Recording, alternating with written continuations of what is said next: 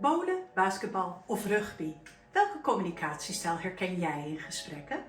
Bij interculturele communicatie onderscheiden we 3 stijlen. Bowlen. 1 persoon praat, er is een korte pauze, dan neemt de volgende de beurt. Basketbal. Het gesprek gaat sneller. Mensen pakken vlot de beurt, maar vallen elkaar zelden in de rede.